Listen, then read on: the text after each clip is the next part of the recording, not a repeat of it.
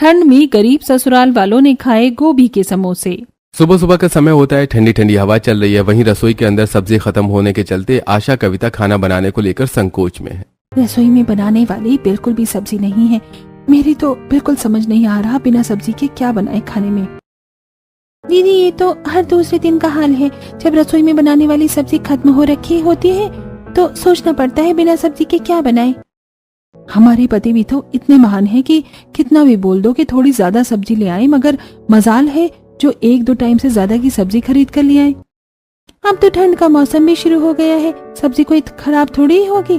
बाजार में ठंड के सीजन में बढ़िया बढ़िया सब्जी बिकने लगी होगी।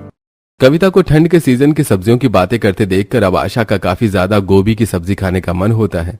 देवरानी जी, मेरा तो बड़े दिनों से गोभी की दम वाली सब्जी खाने का मन कर रहा है। डेली डेली दाल चोखा खाकर मन पक गया है। जेठानी जी, अब तो सब्जी के बाजार में फूल गोभी मिलने लगा होगा, लेकिन अभी ठंड के सीजन की शुरुआत की गोभी आई होगी तो 90-100 रुपए किलो होगी। थोड़ा सस्ता हो जाएगा तो हम इकट्ठे 4-5 किलो गोभी खरीद कर ले आएंगे और एक दिन सबके लिए भरवा गोभी के पराठे बनाएंगे और धनिया की चटनी भी पीस लेंगे। ठंड में गर्मा गर्म गोभी के पराठे चटनी के साथ खाने का सुनकर ही मेरे मुंह में पानी आ गया है। वैसे हम दोनों ने कुछ ज्यादा ही खाने की बातें कर ली, खाना भी तो बनाना है। इतने में रेवती थोड़े से पालक लेकर रसोई में आती है। अरे ये क्या, छोटी बहू बड़ी बहू, अभी तक तुम दोनों ने खाना बनाना शुरू भी नहीं किया, जबकि तुम दोनों को पता है कि सुधीर नरेश को काम पर जल्दी जाना होता है। कम से कम सब्जी काट लिया होता। मम्मी जी, रसोई में एक आलू भी नहीं पड़ा, बनाने वाली सारी सब्जियां खत्म हो रखी हैं। अरे तो मुझको तो बोलना चाहिए था आशा बहू। पता है मैंने आंगन में जो सरसों पालक के बीज बुआई की थी, आज उसमें से एक मुट्ठा पालक निकला है। इसको बारीक बारीक काटकर सूखी लाल मिर्च देकर बढ़िया सा पालक वाला दाल और साथ में चावल बना लेना। सर्दी में पालक का दाल साग चावल खाने में स्वाद लगता है। इतने थोड़े से पालक में इतने बड़े परिवार वाले ससुराल को खिलाने का सोचकर कविता परेशान हो जाती है। माँ जी, एक मुट्ठी पालक में हमारे परिवार का गुजारा नहीं होगा। काटने में आधा जड़ निकल जाएगा और ये पालक गलने वाली सब्जी है, दाल गलकर बहुत थोड़ी सी बन पाएगी। कविता बहू, ऐसा कर, इस पालक को काटकर दाल बनाने की तैयारी कर। देखते हैं, अभी गली में सब्जी बेचने वाला आएगा तो 1 किलो आलू खरीद कर ले लूंगी। जरा मुझको 1 कप चाय बनाकर और पिला दे। आज सबको खाना पीना बनाकर खिला के बाद दोपहर में थोड़ा टाइम देखकर मेरी सर्दी की शॉल स्वेटर निकाल देना। अब सुबह शाम की ठंड पड़ने लगी है, 2-4 दिन में पूरी तरह ठंड गिरने लगेगी। आशा जल्दी से रेवती के लिए चूल्हे पर चाय रख देती है। तभी तीनों बच्चे बाहर से ठंड में खेलकर कांपते हुए रसोई में आते हैं। तू गंदा बच्चा है क्या? कितनी बार बोला है मुंह पर हाथ रख कर छींका कर। पलक दीदी, मुझको जोर की ठंड लग रही थी इसलिए मुझको छींका गया। मम्मी खाना बन गया है तो मुझको गरम गरम खाना निकाल कर दे दो, मैं खा लूंगा। ठंडा ठंडा खाना खाने में मेरी कुल्फी जम जाती है। मुन्ना बेटा, अभी दादी के लिए चाय बन रही है, उसके बाद खाना बनाऊंगी। तब तक तुम तीनों भाई बहन जाकर पढ़ाई करो। अरे वाह, फिर से चाय बन रही है, तब तो मैं भी चाय पीऊंगा। मम्मी मुझको भी थोड़ी सी चाय दे देना। बिल्कुल भी नहीं, मैंने तुम्हें सुबह चाय दिया था ना, अब दोबारा से चाय नहीं मिलेगी क्योंकि चाय सिर्फ दादी के लिए बन रही है। मम्मी प्लीज इतना सी दे देना, मैं गर्मा गर्म चाय के साथ समोसे खाऊंगा। समोसे का नाम सुनकर पलक और सपना खाने के लिए ललचाने लगती हैं। ओए मुन्ना, तू तो मेरा प्यारा भाई है ना, आधा समोसा मुझको भी खिलाएगा ना? अच्छा जी, बड़ी चंट है, मैं तुम्हें अपने समोसे में से क्यों खिलाऊं? तुम मुझे अपनी चीज देती हो क्या? मुन्ना, तू सपना दीदी को बिल्कुल भी समोसा मत खिलाना, वो 1 नंबर की भूखड़े सारा खा जाएंगी। अगर तुम मुझको समोसे खिलाओगी तो पापा जब मुझको चीज खिलाने के लिए पैसे देंगे तो मैं तुमको भी खिलाऊंगी। पक्का खिलाओगी ना पलक दीदी? हाँ पक्का खिलाऊंगी, जाओ आप जल्दी से समोसे लेकर आओ। पलक के चीज खिलाने के लालच देने पर अब मोनू जल्दी से अपने स्कूल के बस्ते से समोसे वाली मट्ठी निकाल कर लाता है। ये देखो दीदी, मेरे पास 2 समोसे हैं, मैं तो अपना समोसा चाय में डुबोकर बड़े मजे से खाऊंगा। ये लो तुम्हारा समोसा। मट्ठी वाला समोसा देखकर सपना, पलक, मुन्ना का मजाक उड़ाने लगती हैं। चल बुद्धू कहीं का, ये समोसा थोड़ी है, ये तो एक वो वाली मट्ठी है, मट्ठी समोसा थोड़ी ना है ये। तभी तो मैं सोचूं कि इतना फटीचर के पास समोसा खरीद कर खाने के पैसे कहाँ से लाई।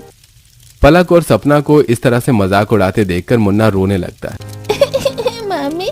मामी देखो, ये सपना दीदी, पलक दीदी मेरा मजाक उड़ा रही है। क्या ये असली वाला समोसा नहीं है क्या? अरे बेटो, मैं तुझको झूठ थोड़ा ना बोल रही हूँ। असली वाला समोसा तो बीकानेर की दुकान वाले अंकल बेचते हैं। आलू वाला समोसा, चाउमीन वाला समोसा और पनीर वाला समोसा भी उनके यहाँ मिलता है। वो खाने में काफी ज्यादा टेस्टी लगता है। मामी मामी, मुझको भी बीकानेर का समोसा खाना है। मुझको समोसा खाने के लिए पैसे दो। बेटा, मैं तुझे कहाँ से समोसा खाने के लिए पैसे दूं? यहाँ घर में सब्जी खरीदने के भी पैसे नहीं है। अभी मैं गरम गरम दाल चावल बनाकर मेरे मुन्ना को दूंगी, पेट भर कर खा लेना। मुझको नहीं खाना सादे सी दाल चावल, मुझको बीकानेर वाले चटपटे समोसे ही खाने हैं। तो खाने ही है। अगर तुम समोसा नहीं दिलवाओगे तो आज मैं खाना नहीं खाऊंगा। मोनू के बार बार बीकानेर वाले समोसे खाने के लिए जिद करता देखकर कविता डांट लगाती है। मैंने एक बार कह दिया ना, समोसा नहीं खाना, अब थप्पड़ लगाऊंगी। तुम गंदे हो, बस डांटती रहती हो। जाकर दादी को बोलूंगा। मुन्ना समोसे खाने के लिए जिद करके ठंड में चौखट के बाहर जाकर बैठ जाता है। ठंडी ठंडी हवा चल रही होती है, तभी ठंड से हाथ मोड़कर सुधीर थरथराते हुए आता है। हे भगवान, आज तो गजब की ठंड लग रही है। अक्टूबर जाते जाते ज्यादा ठंड बढ़ गई। लगता है इस बार तो नवंबर दिसंबर में रिकॉर्ड तोड़ ठंड पड़ने वाली है। अरे मुन्ना, क्या बात है बेटा? तू इतनी ठंड के मौसम में बाहर क्यों बैठा है? अंदर चल, नहीं तो बुखार लग जाएगा। मैं नहीं जाऊंगा घर में। पहले मुझे गर्मा गर्म समोसे खाने को चाहिए, वो भी पनीर वाले। मुन्ना को पनीर के समोसे खाने की जिद पकड़े देखकर सुधीर उसे 5 रुपए देकर पुल्हाने की कोशिश करता है। मुन्ना, ये ले 5 रुपए, जाकर दुकान से बिस्किट खा ले। पापा, मुझको बिस्किट नहीं खाना, समोसे खाने। आप मुझको एक समोसा खरीद दो ना, मैं आपके पैर भी दबा दूंगा। एक तो वैसे ही सब्जी मंडी में आज 50 रुपए की कमाई हुई है, उसमें भी ये समोसे खाने की जिद लगाए हुए है। बच्चे का मन तोड़ना भी तो ठीक नहीं है। सुधीर को अपने बेटे को समोसे दिलवाने से मना करने पर काफी ज्यादा मोह लगता है, इसलिए वो समोसे खिलाने ले जाता है। जहां सर्दी के मौसम में बीकानेर स्वीट्स पर समोसे, ब्रेड, पकौड़े खरीदने वालों की काफी भीड़ हो रखी थी। 4 हलवाई केवल समोसे तलने बनाने में लगे हुए थे। ये लो भाई तुम्हारे 6 पनीर के समोसे। तुम्हारे हो गए 6 समोसे के हिसाब से 200 रुपए। ये लो मनोहर भाई, पैसे काट लो। अरे भाई छुट्टे दे दो, 500 का पत्ता पकड़ा रहे हो। वैसे ही गले में देने के लिए खुदरा पैसे नहीं है। ठंड के मारे दुकानदारी मंदी हो रखी है। अरे भाई, कैसी बात कर रहे हो? दिन भर तो ठंड में तुम्हारी बीकानेर पर मक्खियों की तरह भीड़ भाड़ लगी रहती है। मिठाई वगैरह की बिक्री छोड़कर समोसे और ब्रेड पकौड़े बेचकर तुम्हारी डेली की 10,000 की दुकानदारी आराम से निकलती होगी। उस ग्राहक के ऐसा बोलने पर बीकानेर वाले का मालिक मनोहर जो होता है उसका मुंह बन जाता है। अरे थू थू थू थू। अरे भाई, क्यों थोड़ी बहुत चलती फिरती दुकानदारी में नजर मार रहे हो? एक तो वैसे ही बरसात के बाद अब थोड़े बहुत समोसे ब्रेड वगैरह बिक रहे हैं, वरना गर्मी के मौसम में तो ताजा माल बनाकर फेंकना पड़ता है।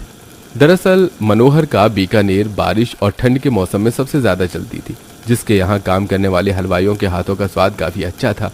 इसलिए जब भी किसी के घर में मेहमान आते तो सब लोग बीकानेर से ही नाश्ता करवाने के लिए समोसे, कचौड़ी, मिठाइयाँ वगैरह लेकर जाते थे। 2 साल के अंदर अंदर कितनी दुकानदारी बढ़ा ली। कौन कहेगा देखकर इसका, बीकानेर खुले अभी 2 साल भी नहीं हुए हैं। सही कमाई कर रहा है ये मनोहर। एक बार पूंजी लगाकर बैठ जाओ तो परिवार का आराम से पेट भी भरेगा और आमदनी भी खूब होगी। बीकानेर पर खड़े खड़े ऐसा सोच रहा होता है, वहीं दूसरी तरफ गरीब हलवाई ठंड में बैठकर समोसे बनाए जा रहे थे। अरे आज तो एकदम बर्फ जितनी ठंडी हवा चल रही है। ऊपर से ये मैदा सर्दी से इतना कड़ा हो गया है कि समोसे बनाने में मेरे तो हाथ कठोर हो गए हैं। अरे भाई, मेरी तो खुद ही ठंड से हालत खराब हो रही है। पता नहीं सुबह से 1000 समोसे बना चुके हैं हम लोग। ऊपर से ये मनोहर सेठ तुमको अभी टाइम पर नहीं देखा। घर का खर्चा थोड़े ना रुकता है। सही बोल रहा है भाई। अरे ओ हरामखोर, अभी तक तुम दोनों ने मिलकर ये 10-12 समोसे ही गड़े हैं। जरा जल्दी जल्दी हाथ चला लो, कस्टमर की इतनी भीड़ हो रखी है। मनोहर दोनों पर रौब दिखाकर खुद हीटर के आगे बैठकर हाथ सेकने लगता है। आज तो तगड़ी हवा चल रही है। पापा पापा, आप ऐसे खड़े क्यों? देखो बाकी सब लोग समोसे का ऑर्डर दे रहे हैं। आप भी जल्दी से समोसे खरीद लो, फिर हम सटाक से घर चलकर दादा दादी, मम्मी, ताई जी, पलक दीदी और सपना दीदी को भी गर्मा गर्म समोसे खिलाएंगे। मुन्ना की आंखों में पूरे परिवार वालों के साथ समोसे खाने की अभिलाषा देखकर सुधीर को बड़ा दुख लगता है।